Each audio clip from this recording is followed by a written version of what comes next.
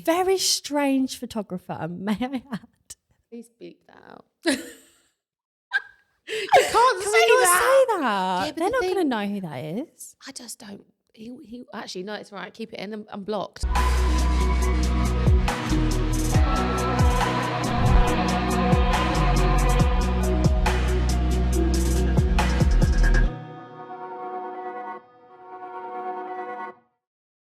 Welcome back to another episode of Managed. Today's guest is a little bit different and I'm really excited to have her. She is the Managing Director of HLD Talent. She is my right-hand man. She is Ella Young. So Ella. Hi. Hiya. So this is your first podcast. Yeah. You better It's do it with me. very outside my comfort zone here. I call myself a BTS gal. No, but I am a BTS gal. Like, I am behind the scenes. I'm not as BTS as I once was, but... No. Like I said, not with that hair. It's not my fault. This is how I was born. So obviously was born to not be always BTS. No. But so basically I wanted to bring you on here because I actually think you're someone people find very interesting, because anyone who knows me or HLD knows you are the right-hand man to me. You are the woman who keeps me sane. I'm the angel on your shoulder. Yes. Sometimes the devil. I think it depends though, because I think we've been Depends through... if I've had a drink or not. And we've had quite a big journey together. Yeah. So you've been with me now for like over 3 years, is it? Yeah.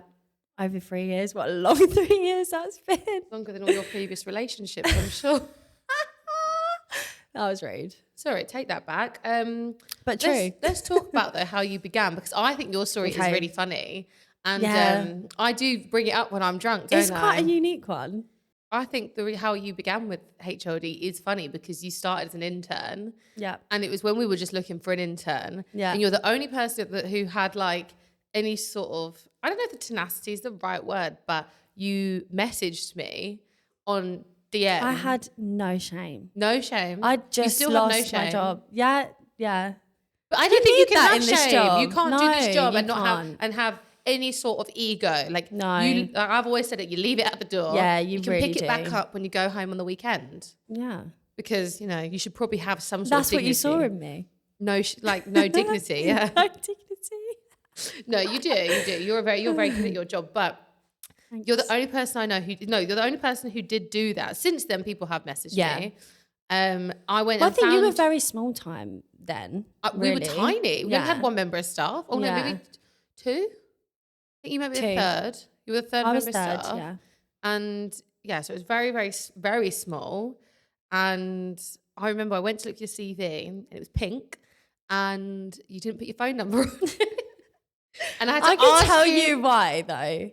No, I but obviously didn't do it on purpose. did you It's supposed to be on there. why did you not put your phone number on it? Because also before this job, I had worked in like talent management more for corporate companies. Hannah always takes the piss because I worked for BP, the petrol garage, I but just their always head office. wonder how you could call it talent management, because I just feel like I've... So it was, for people that worked on the oil rigs, like engineers. You but it was managed very, people? no, not manage them personally, but more just inputting things online and making sure that they had the right training and things like that. So imagine my CV was very, very corporate. Before that, did kind of same different company, went to uni, very corporate CV, and saw this on Instagram, and I was like, right, I just need to stand out. I made it pink. I found the best photo. No, but the best thing was, me. you're missing a key part here. You got this from the PLT podcast. I did. You did. I did. Did I tell you that? You did, yeah. God, my memory's awful, by the way. But, no, but I remember it because I was like, why is it pink? I watched, so one of the first episodes that they did with Nat Leary. And I think they had like the head of marketing. Amy Simon, who's now global and head she of PR. said the way to really stand out and what she looks for is, a really creative CV. And I was looking at mine like, okay, well, this is shit. It's corporate as fuck. Can I swear? Can I swear? Yeah. Yeah. So I was like, I'll make it pink. I'll make the font like dark pink. I'll put a photo of me on it. And just, completely tore it apart and made a new one. And obviously just left the phone number off it. Which is interesting for a previous corporate CEO. You're going to gather your phone number. Would have been. Well, it's very quick. I saw because you put it on Instagram. Do you remember the ad for the? No, I did. Yeah, I think make your CV. I was gonna say I wouldn't do that. I'm pretty sure you put it on your personal Instagram as a grid post. I think I would have done it as both. Yeah. Yeah. Because we were small time. But my friend, it was my friend that saw it and said, you should apply for this. You'd be really good at it. And at the time, I was Googling talent management, like influencer industry, all of that. I had never really heard of it, to be honest. But why did you want to go from like talent management in terms of an oil rig to influence marketing? Well, that was never the aim to be an work. oil rigger. Yeah, it was never the aim. I went to uni, did I can't imagine knowing you managing someone on an oil rig. I think I've always known that I'm very creative and I've always wanted to be in that creative space. I think leaving uni, I kind of took what was there and I had a really good time there. I learned a lot of valuable skills there, but I wanted to do something really creative and I saw this and I thought, well, I do have experience in that field, completely different industry. So I just went for it. And I sent it over and I messaged you on Instagram DM. I mean, one of my old staff was one who interviewed you. Yeah. And never forget it. And then your first day, we sent you on like a photo shoot. Yeah. With some talent. And you were just put in the back of this car with this photographer. And very strange photographer, may I add. Please beep that out. You can't say that. Yeah, they're not going to know who that is. I just don't. He actually, no, it's all right. Keep it in. I'm blocked, so it was all good. No, it was a strange time because I think it was about 3 years ago. So we did work with different people then. But yeah, he was a bit bizarre. But it was funny. Yeah, it was funny. Yeah, I think I thrived in it, to be honest. I heard you did very, very well. Oh yeah. And I was like, oh, okay, cool. Let's see how it goes. And you, to be clear, you started as an unpaid intern because we were in like the height of COVID, I think. So when we first came back to the office, so obviously I think for anyone who doesn't know this about us, we started in 2019 and about 8 months in, we got hit by COVID. And I was like, oh God. And then I literally, for someone who spent a lot of time with their clients, I didn't see some people for about 8 months, 9 months. Like the most, and this job is so intense. You have to really be there for people. It's a human connection. That's what we do. We are there through every makeup, breakup. We also get them work. We are more than just an agent. We are a management company. And I remember seeing it for the first time and being like, oh my Christ, nothing fits me. I've been wearing tracksuit bottoms for 9 months. And I was literally eating mini eggs for breakfast and then wondered why I gained 3 stone. Yeah. Which was I think oh God, that's like PTSD. When I joined, it was when people were allowed to go back to the office. Yeah. If it was safe to do so, wasn't it? Yeah. And we still had to put all the, because we were such a small company too, it was harder to put the protocols in place. We had to, as a small company, pay a lot of money out in cleaning, making sure we had masks and trying to keep everyone's desks apart. And it was just a bit stressful when you are a small company the government put all these restrictions on us. And we ended up spending a lot of money on that. And that was quite tough as well when it was a different time. Oh my God, it really gives me PTSD to think back to COVID because God, even everything we did was so different then. We had only 10 clients, I think, at the time. I think we had more than that. Not when you started. It was we had smaller. It felt like a lot of girls, I remember. But we only had 3 staff. Yeah.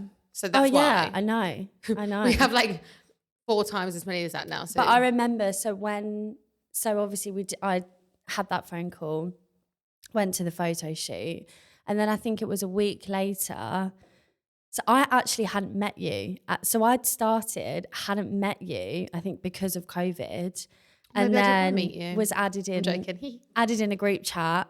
And this just classic Hannah was like, well, we've got a new office and it's in St. Paul's. I just told everyone one day, I just didn't even tell anyone. And I remember thinking, this is the coolest thing ever. This is and the office, it's now our studio. It's a different building. Well, no, it's the same building, different space in the same building. Yeah, we took over one of the biggest spaces and it's the one with the balcony. But the time we had the 5th floor, it was so hot. So more exciting news. Obviously, you've been literally with me 3 years. Like I said, you started as an unpaid intern. But after month 1, I decided to pay you after my boyfriend said how hard you worked at our sisterhood summer brunch, which is like our party. Big up for now. You were like, I was too drunk. My other member of staff was too drunk, and you were kind of just running the show. Yeah. Sounds pretty on brand, actually. Yeah. And then he was like, you need to pay her. So I did. You started, to be quite, I'll be very honest with you, like $1,000 a month. So we're a very small company. So for an intern, like, you know, I did my best. No, you did. And I think for me as well, so the job that I had before obviously was on furlough and then got made redundant. And I think I always knew that I wanted to do something like this, something that wasn't like a boring 9 to 5. So I was like, I don't care. Like, I will get the experience. I will work, you know, for those 2 weeks for free. If you can pay me what you can pay me, then fab. I wasn't living in London at the time, so I didn't have rent to pay.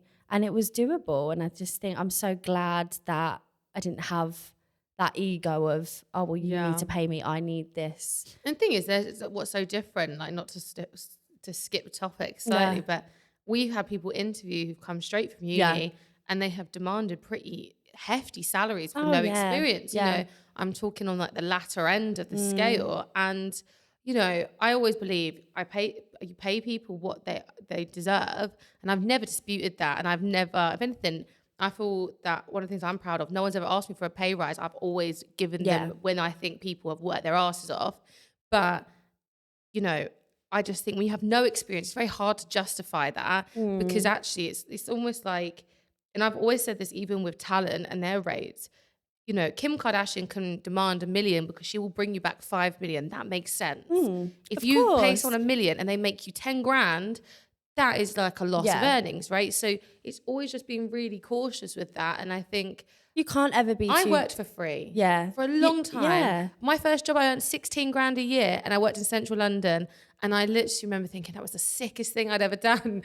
And, you know, even before I went to start my own career, I left my job on 25k before I started my own business. So there is no shame in earning lower to get experience because it's so invaluable later down the line. It's so invaluable. And it's like, if you really want something, you will do that. Yeah, and I do understand that the cost of living now is like a lot harder to do. Yeah. But I did work, when I worked at my old job, I also worked, I think, at Yates's. And I always was, you know, trying to figure out how I would do that. But I always also wanted to have a purpose and a cause. You know, you can make a lot of money by destroying people's lives and businesses. That's not really how I'd want to do it, but... Yeah, of course. I think it's like the end goal, isn't it? I knew that I wanted to do something completely different. I knew that it was a startup company and I had no experience in this industry. So obviously you weren't going to pay me to clarify, what you're paying me now. Ella does not earn £1,000 a month anymore. No. Just to be clear on that. But so you've kind of had quite a few promotions along the years, but by the time this goes out, it would have already been announced. God, I did this last time. It's just full of announcements. Ella is being appointed our new managing director from, I believe it's Monday, the 1st of May. I think so. And King Charles' coronation. It's a big day for 2 people. Wow, I'm a royal. I'm a royal. I feel like we've just gone from intern not being paid to managing director. You would never know. 3 years down the line, this would be where you're at. And you did trust the process. And we've been through some pretty tough times together as a company too. Yeah. Ella's been part of every single rebrand I've done. And I've done a few. Hence why we are, I don't know if you can see it here. Phenomenal. And, you know, there are so many ups and downs along the way. So not to touch too much on what your job will be as a managing director, but to go through your process of the things that you've done to get here, which is why I think you're qualified for that role, is the fact that we have struggled as a business. You've had some big ups, some big downs. So have I. It's all, you know, that's just every day. That's the realities of running a business. And I think me and you speak about it all the time. People make it entrepreneurship look fucking phenomenal online. But it is tough. I think that's the biggest misconception, isn't it? I think a lot of people look at Instagram and think that we have the most glamorous job ever. And it's not. Like, well, I had a mental breakdown in my car on the phone to Ella yesterday. Me and Hannah will be in the office and, you know, there's drama every single day. We're dealing, you know, with like legal battles or press scandals. Yeah, and that's just every company, isn't it? It's like, we speak to different people at different times. You speak dealing everything we do with people. So you've got people on the other side of brands, people who we manage, staff who we manage, and staff also are everyone's going through something, and you've got to balance everyone's feelings, especially if someone's going through something. And that's I think it's being a good problem solver. Yeah, we're all women. A lot of emotions. There's a lot of emotions, and that's just being Ella. What would you say has been the biggest struggle since you started at HLD? And that can be anything from like battling having your personal life mixed with your work life, because we work a lot of hours. Yeah. And there is no real cut-off. Yeah. I do call you on weekends and we do chat. And I'd say it's probably changed throughout the years of working here. I think at first it probably was that. It was probably finding that balance and setting myself those boundaries of, okay, I don't need to be on my phone 24/7. I don't need to answer every single email as soon as it comes through, if it's on a Saturday or a Sunday. And I think, my relationships with like my friends, my family have felt that. Oh yeah.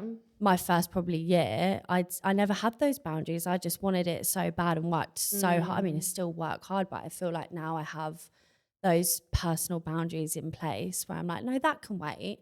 And I think it's being more, managing your time better. So I'd say at the start I probably did struggle with that. But luckily, I've got really good people around me and they get it. They get that this job it's a lot. It can be really taxing and it can be quite, time consuming. No, but I think it's more in terms of the draining side is the fact that there is no day off. No, so there when isn't. You're feeling it's drained, non-stop. It is non-stop. But drained luckily, is more tiredness than actually what we do, because I feel drained. Like I'm drained this week because I came back from LA last week. It was my birthday. I am very tired. I think it's all sides of it though, isn't it? Like it's non-stop in terms of you could be in like 4 different places in the whole week, but also because it is we travel a lot. Yeah, you travel a lot, which again, like people might look at that and think, oh my God, that's amazing. We still have to do the same job we do. You're still answering every single, phone call, email, from brand, from the talent that you look after. From your staff that you're managing, you're still answering every single email. And also making sure that back of house is running properly and admin. And, even when I was in LA, and I'll always be very honest about my experiences, because I think me pretending that my life is perfect does not help anyone. I called Ella crying in LA. It was about 7 a.m. my time. And what time was it your time? About 5? Or no, it's 4. And I woke up and I had 600 WhatsApps, over 400 emails, and I just literally lost it. And I was literally sat eating pancakes, which was even more pathetic. These like big fat pancakes in my hotel. A waiter asked me if I was okay. I was like, not really, so I'm not. But it was like, again, no shame. No shame. In the hotel, just crying her eyes in the breakfast bit downstairs. Nothing had actually happened. It's more the overwhelmingness of the fact that I was like, I don't know where. It's almost like, when you go, I don't know where to begin. Yeah. And it's like, when you've got that much, because it's like, and this was only over a course of a day, bear in mind, it just happened to be I was 7 or 8 hours behind. So usually when they come in staggered, it's not a big issue. Yeah, it can really get on top of you, I think. It was just intense. And I just found that really tough, because I really pride myself on structure. And, my PA, she's really good. Every morning I wake up and I've got the list of my emails in urgent, can reply to, need to reply by end of week, which really helps me. Because I do a big job here, but that day I just happened to wake up and I thought, I'm gonna throw my phone out the window and I'm not looking back. Like it was. But also you were, 8 hours behind everyone. I was jet lagged as well. I was really tired. Yeah. But that's the thing. And on LA, the pictures from LA, like it looked incredible. And I had an incredible trip, and, it was so great for the brands we met and the experiences we had. But those were just those little moments that you go, fuck, like how do I begin? And I kind of calmed back down. And then Maisie put together my to-do list. Yeah. And it was like, okay, phenomenal, I'm back. Yeah. But I think, it's so normal. I have those blips all the time too. But like I said, I think at the start, and you were probably the same, when you first started, I think we were both like that. We would work all through the weekends.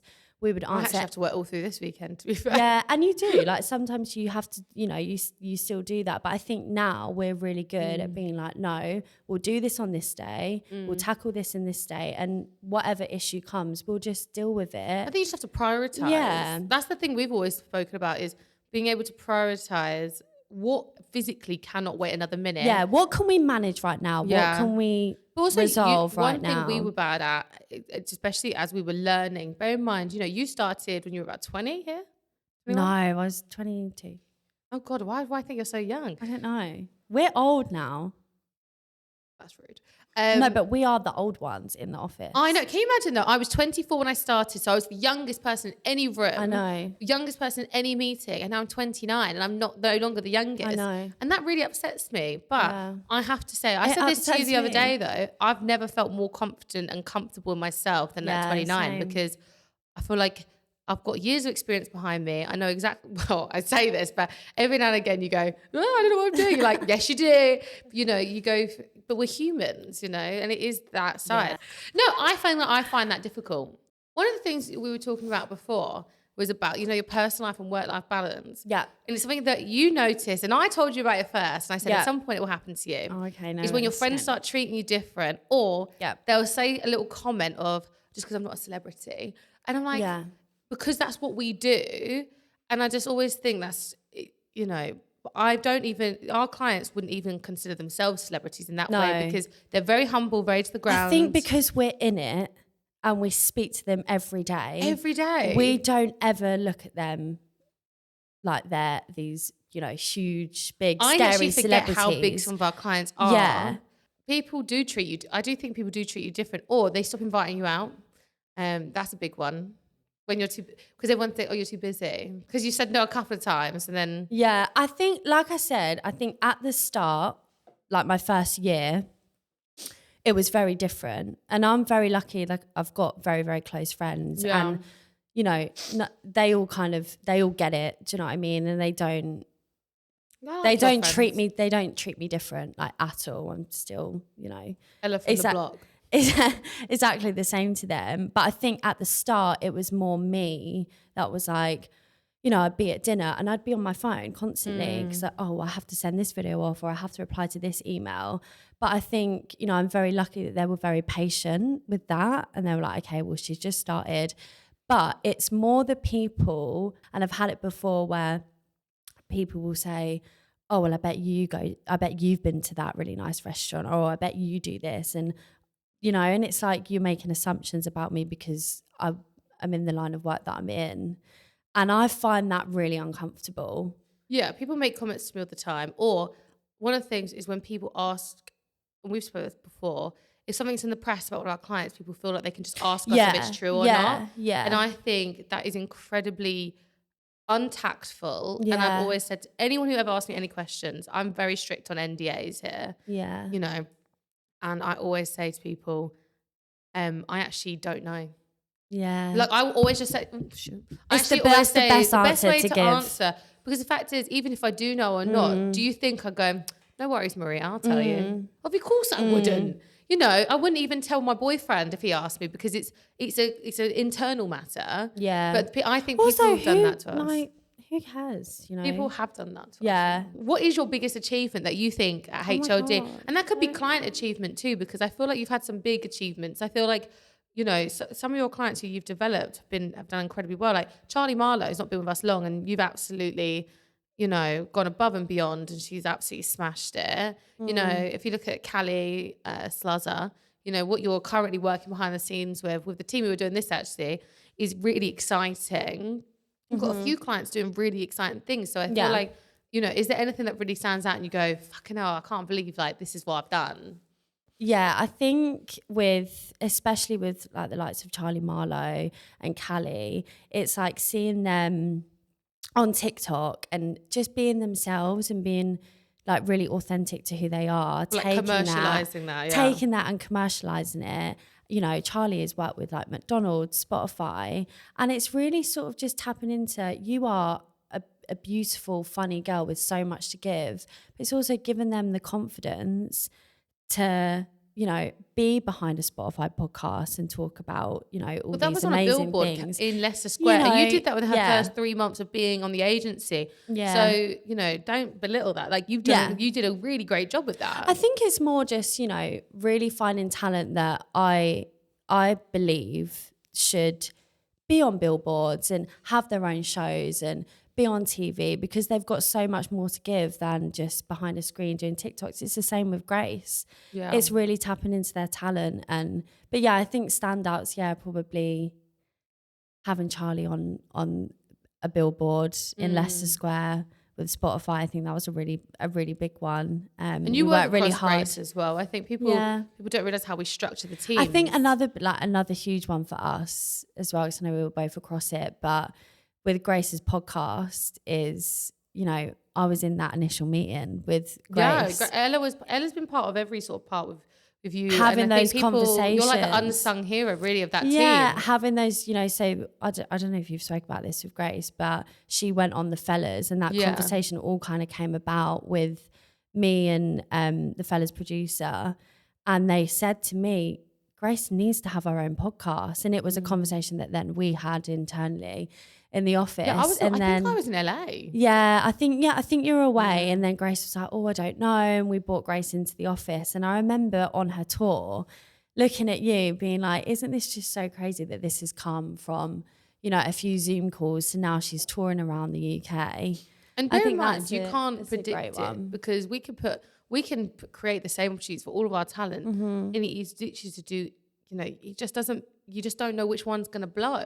Yeah. You know, I think that's like the thing that's more, so something that I get really proud of is like when I see the things kind of formulate and then do really well. Yeah. It's like, wow. It is, isn't it? Because it's like, and there's also no shame in failing, because I throw a lot of ideas out. Yeah. Most of them flop. I won't lie, but not with talent, by the way. Just in general, my ideas of like, oh, I'm going to do this with the company. I'm going to do this. And it's like, no. I think that is the proudest thing, though, is when you meet someone like Callie, for example.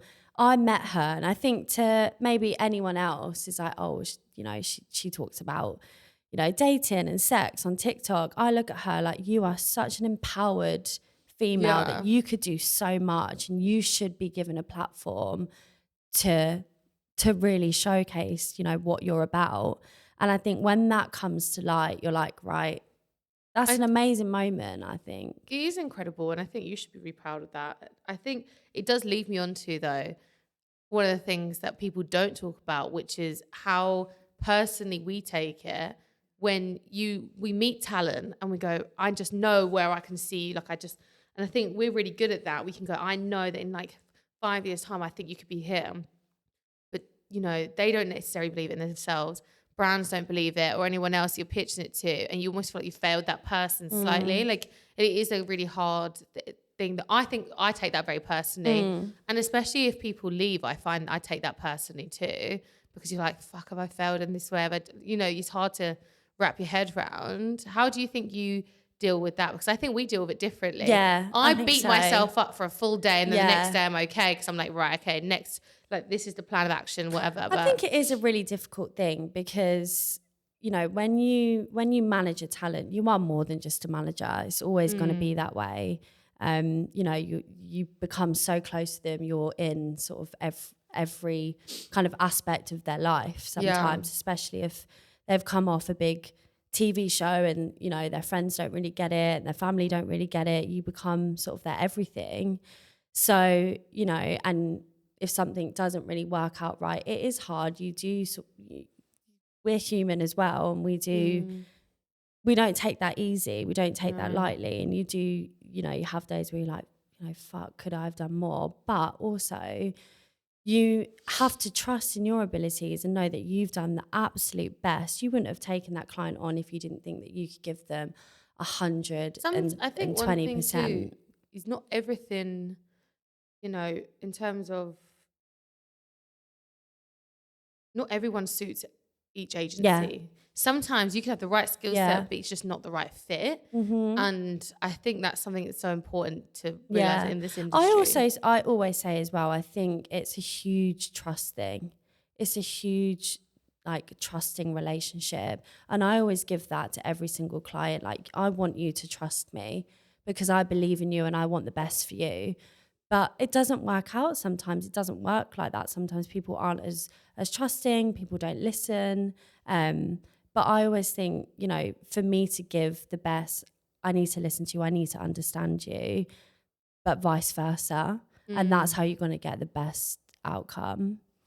I think people who, managers and talent who have the best relationships, you always see them create magic. Yeah. If you don't love your talent, or like you just genuinely, your personalities don't click, it's kind of like, you know, your friends, it's the people you choose to speak to every day, and you usually spend more time with that person than than your family. Yeah, of course. Like if you don't have that trust there, if you're not listening to each other and you're clashing, then you're not gonna, you know, you're not gonna be on the same page, and you're not gonna have that spark and that magic come together, are you? Because you're going to be clashing heads all the time. Not saying that happens, but I think that's how I'm able to detach maybe a little bit better than. And I'm like, okay, well, if it hasn't worked, it hasn't worked. It's not a personal thing. It's just I am the way I am. You are the way you are, and it hasn't worked, and that's fine. And there might be someone else out there that's better suited to managing you. Do you think though that you don't take it as personally because it's not your business? Yes.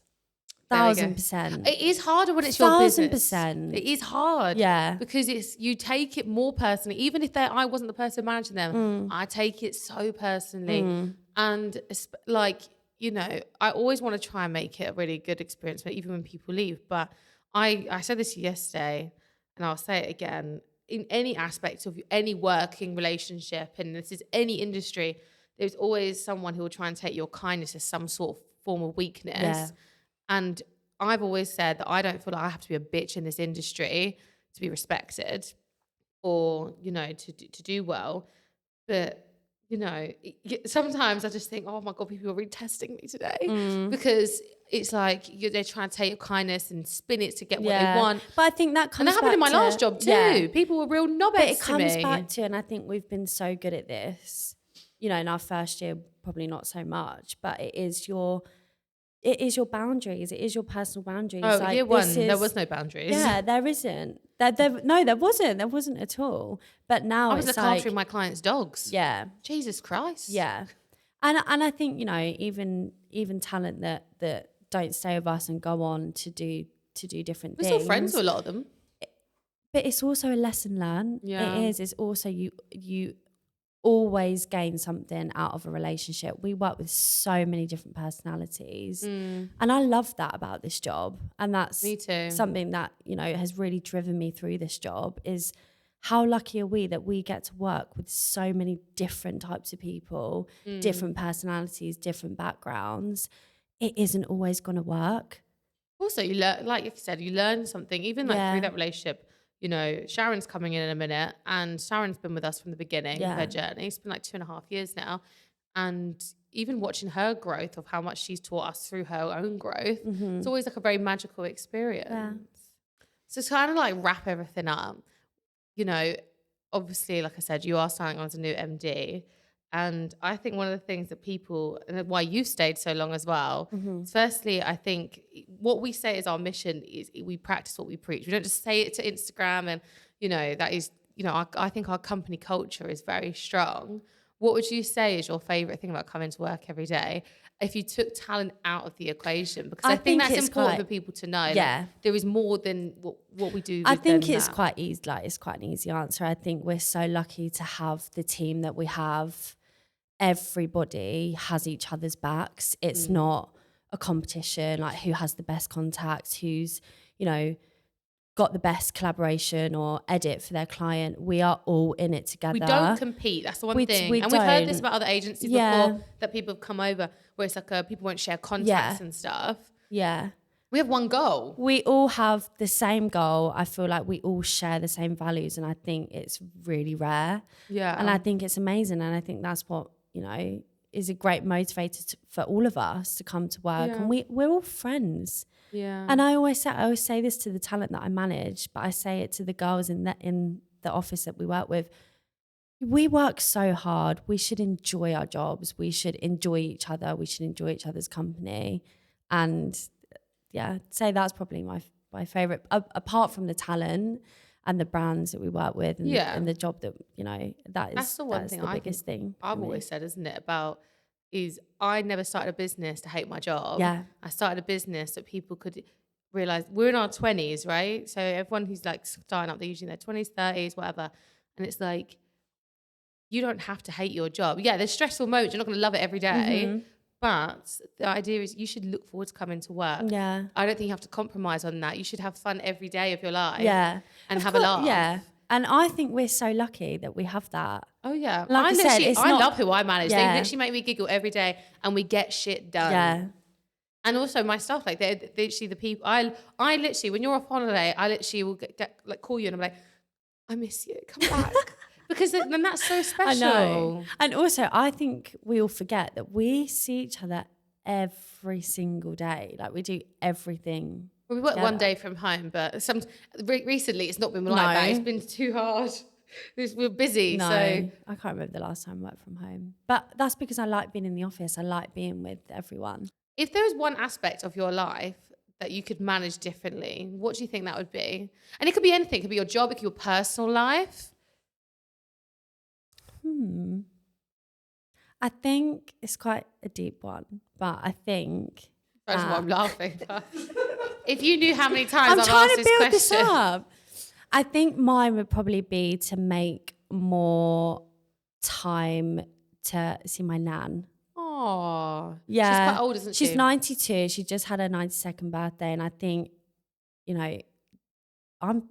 this job is so intense and you're so busy and it can, really when it comes to the weekend, I just want to chill. I just want to relax. And I feel like I do slack in that department. I don't really, see all the family that I should see. And when I celebrated her 92nd birthday, I was like, wow, I don't want to miss those moments. Yeah. So I think I would just say... Be more present in the moment. Yeah, be more present. Make time for like loved ones a lot more. Yeah, that'd be my answer. Oh, well, that's really nice. Thanks. Well, thank you so much for coming on. Thanks for having me. I appreciate you so much. I appreciate you. And that's that. Thank you so much for watching this episode of Managed. If you loved watching, please make sure you're following us so you can receive updates on our next episode. I'll see you next week.